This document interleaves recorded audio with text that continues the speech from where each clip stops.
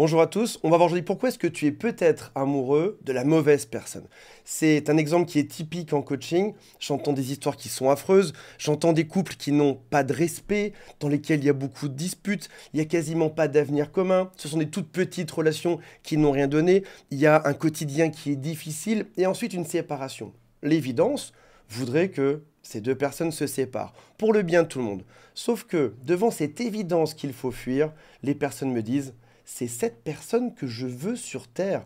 Oui, je suis très amoureux d'elle. » On va voir pourquoi aujourd'hui, juste après le jingle. Le grand amour ne devrait jamais s'arrêter. Je récupère mon ex.com. Avant de démarrer, si vous le souhaitez, abonnez-vous à la chaîne. Il y a aussi un quiz qui s'appelle « Quelles sont mes chances de récupérer mon ex ?» et mon équipe est présente. Prenez rendez-vous. Les liens sont dans cette vidéo et dans la description ci-dessous. Il y a une phrase que j'ai lue dernièrement, que j'ai adorée, qui dit « On cherche une personne qui nous fera souffrir d'une manière qu'on connaît déjà ». C'est une théorie qui a été créée par un Américain qui s'appelle Alain de Botton, et qui rejoint d'autres hypothèses, comme typiquement une hypothèse freudienne qui dit, grosso modo, on passe sa vie à se remettre de son enfance. Et également, en neuromarketing, on voit que les gens achètent ceux qui leur ressemblent. Les gens sortent avec ceux qui leur ressemblent.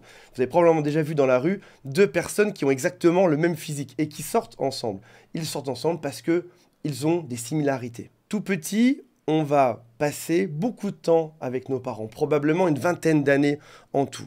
On a peut-être des parents qui ont été un peu absents, ou en tout cas l'un des deux, peut-être des parents qui sont surprotecteurs, peut-être des parents qui sont étouffants, peut-être des parents sans amour.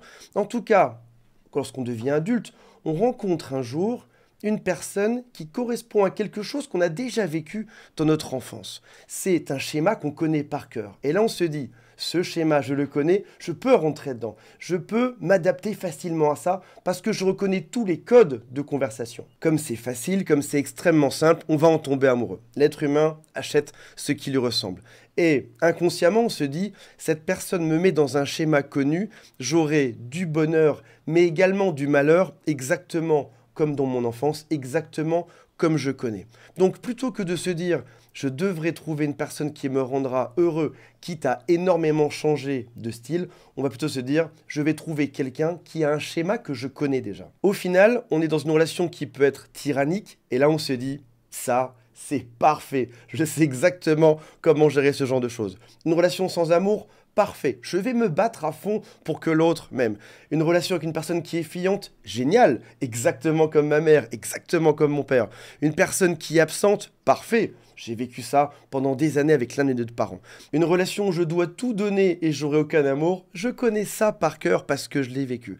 D'ailleurs, même la rupture amoureuse peut nous mettre dans un schéma connu. Cette personne ne veut pas nous, peut-être comme notre père ou comme notre mère. C'est soit parce qu'on connaît extrêmement bien ça qu'on veut se mettre dedans par facilité, soit parce qu'on veut rejouer le match et avoir une issue différente par la suite. Et ce qui se passe, c'est que lorsque tu prends conscience de ça, un jour tu rencontres une personne qui est bien sous tout rapport.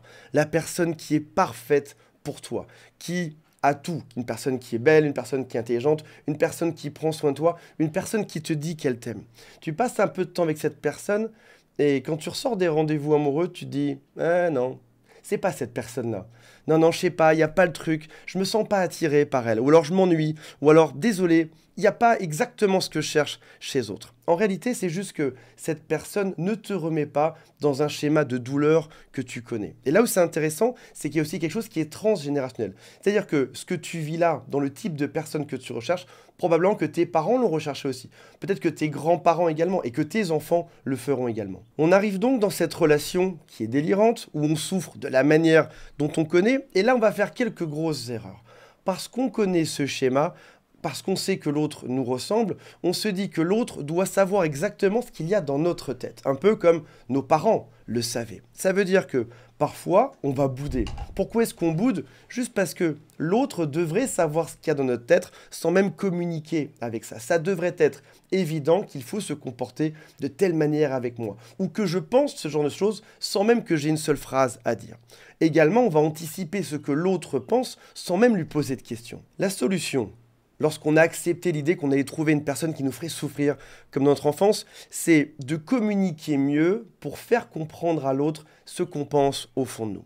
Sauf que malheureusement, lorsqu'on va tenter de communiquer des choses vis-à-vis de l'autre, il peut le prendre mal. Par exemple, il peut te dire « Tu es qui pour me donner des leçons ?» Ou alors « Est-ce que tu penses que je suis vraiment idiot ?» Ça veut dire que lorsqu'on arrête de bouder, qu'on tente de communiquer, l'autre va nous envoyer promener. Et on retourne à quoi? À l'étape de la bouderie. On arrête de parler, on fait « Ok, c'est bon, je recommence à bouder parce qu'il devrait savoir que j'ai fait des efforts. » Il va donc falloir apprendre à mieux communiquer avec l'autre, sans passer pour le professeur, sans même que ça ait l'air d'une critique. On va commencer par exprimer nos propres sentiments en se montrant. Plutôt que de dire « tu aurais dû te comporter comme ça », on va pointer du doigt vers nous. J'ai ressenti ça quand tu as fait ça dernièrement. Je me suis senti mal, j'ai cru que tu voulais me quitter quand tu m'as dit telle phrase il y a quelques jours. Personne ne pourra t'en vouloir de dévoiler tes sentiments, tes doutes et tes incertitudes. Tes parents ont fait du mieux qu'ils pouvaient, ça n'a pas été parfait, tu t'en retrouves aujourd'hui à choisir les mauvais profils, mais ils ont fait au mieux avec ce qu'ils avaient.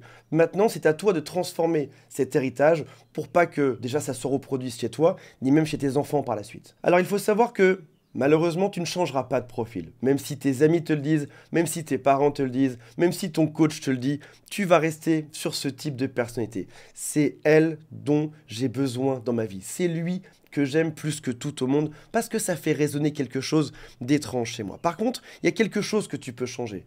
Tu peux décider de changer ta réponse. Tu peux mieux communiquer, comme on l'a vu précédemment. Et tu peux aussi éduquer l'autre à mieux parler. Si tu es tombé face à une personne qui était un peu introvertie ou qui avait du mal à parler, lorsqu'il va voir que tu te livres, que tu fais des efforts pour ça, que tu arrives à gérer tes frustrations lorsqu'il te repousse une fois, deux fois, trois fois, l'autre apprendra à se livrer aussi. Et tu peux d'ailleurs l'encourager à ça. Admettons que lorsque tu étais petit, tu tapais des pieds quand ça allait pas. Tu boudais, tu n'étais pas content.